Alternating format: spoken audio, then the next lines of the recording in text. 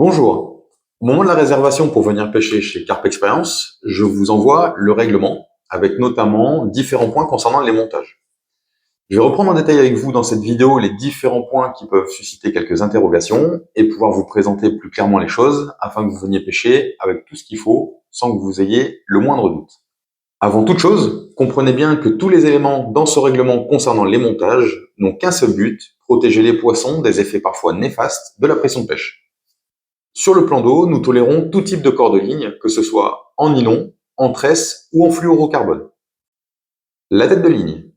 La tête de ligne est obligatoire, quel que soit le corps de ligne utilisé, aussi bien la tresse, le fluorocarbone ou le nylon. Pour rappel, les lead-core et leaders en tungstène ou en fluorocarbone sont interdits.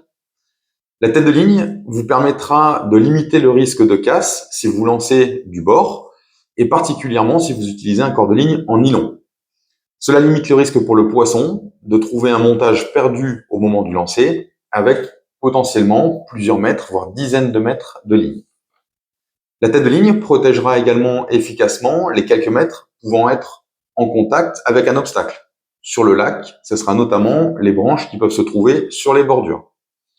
Elle protégera le poisson lors des combats, car sans tête de ligne, le poisson encourt de nombreux risques, notamment si vous utilisez un corps de ligne en nylon.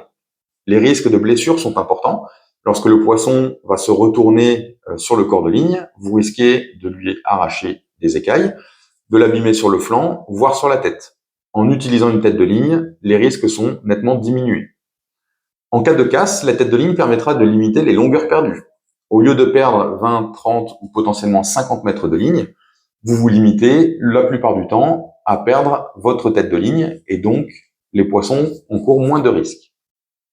Idéalement, vous pouvez utiliser en tête de ligne un nylon ou un fluorocarbone, surtout pas de tête de ligne en tresse, bien évidemment, qui sera compris entre 40 et 50 centièmes. Inutile de mettre plus gros, cela ne sert absolument à rien, sinon à faire prendre des risques inutiles en cas de casse. Pour rappel, le plan d'eau ne comporte aucun obstacle en pleine eau, donc vous n'avez aucun risque de casse. Les seuls obstacles sont sur les bordures avec les arbres immergés. Pas de tête de ligne en tresse, je le rappelle encore une fois. La tête de ligne devra être rattachée au corps de ligne par un nœud et non avec un émerillon ou tout autre accessoire, puisque cela aura forcément un impact si le poisson doit se libérer du clip plomb. Vous trouverez facilement sur YouTube des tutos pour réaliser tout type de nœud de raccord. Passons désormais au système plomb. Le clip plomb est idéal pour limiter encore une fois les risques pour les poissons. Le plomb peut se libérer beaucoup plus facilement. Sont interdites les gaines anti-emmêleurs qui bien souvent ne pourront pas passer le nœud de tête de ligne. Assurez-vous également que le clip plomb puisse glisser facilement sur la tête de ligne. Aucun système de blocage ne doit entraver le coulissement. Dernier élément du montage, le bas de ligne.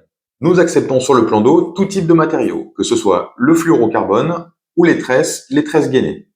Pensez à bien adapter la résistance de votre bas de ligne afin qu'il puisse servir de fusible, pour que le poisson se libère en cas de casse.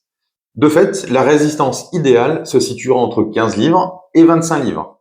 Inutile de pêcher avec des matériaux plus résistants. Encore une fois, pour rappel, il n'y a pas d'obstacle en pleine eau sur le lac.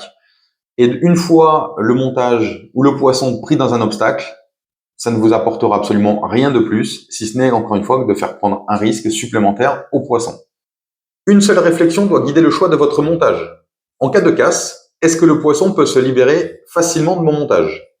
Ensuite, deuxième réflexion, ce montage comporte-t-il un risque de blessure pour le poisson? Si c'est à ces deux questions vous garantissez les meilleures chances au cas, alors vous faites le bon choix. Pour rappel, en cas de doute, n'hésitez pas à nous demander conseil ou à faire valider vos montages.